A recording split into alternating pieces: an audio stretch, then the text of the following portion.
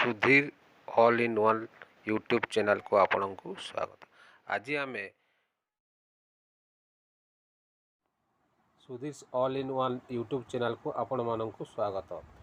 Odisha high court Cuttack केतगोटी stenographer जा C grade पाई नियुक्ति विज्ञापन प्रकाश करिसेंती। इच्छुक प्रार्थी माने ऑनलाइन माध्यम 5 अगस्त 2021 ठारू 4 सेप्टेम्बर 2021 रात्र 11 घंटा 59 मिनिट पर्यंत मध्य आवेदन करें।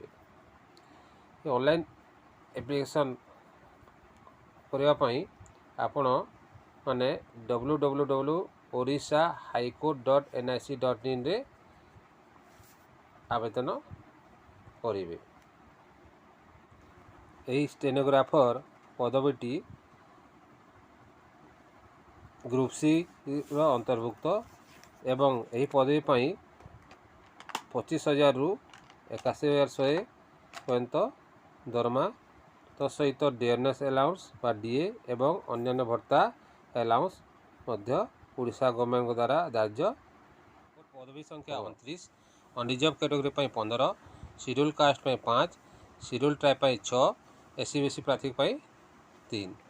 बयस सीमा प्रार्थी माने 21 वर्ष होइतिबे एवं सर्वोच्च बयस 32 वर्ष मध्य 1 अगस्त 2021 मध्य होइतबा कथा और संरक्षण प्रार्थी सरकार नियम अनुसार कोहल करा जीवो। शिक्षागत योग्यता होची प्रार्थी bachelor degree in any discipline होइतबा कथा एवं प्रार्थी माने शॉर्ट हैंड रे 80 शब्द एवं टाइप राइटिंग रे 40 शब्द कार्य दक्षता थिबा कथा एवं प्रार्थी माने कंप्यूटर एप्लिकेशन रे दक्षता थिबा निहाती जरूरी अटे।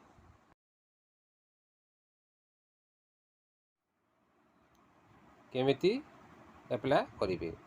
प्रार्थी ऑनलाइन माध्यम रे एप्लाई करिवे जा ओडिशा हाईकोर्ट कटक रो वेबसाइट होची www.orishhighcourt.nic.in रे आपण आवेदन करिवे।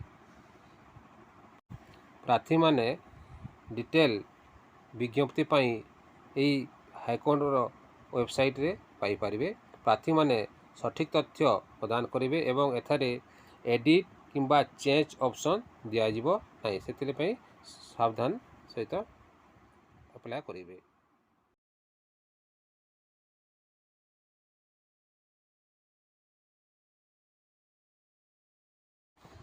साधारण प्रार्थी एससीबीसी प्रार्थी माने टंका 500 ऑनलाइन माध्यम रे यथा debit card, credit card, net banking माध्यम रे पैठ करेंगे जहाँ फेरस्त योग्य बा एडजस्ट हो पारिबो नाही। एससी एसटी प्रार्थी बा डिजेबिलिटी प्रार्थी को कौन प्राप्य देवाकू पड़िबो नाही।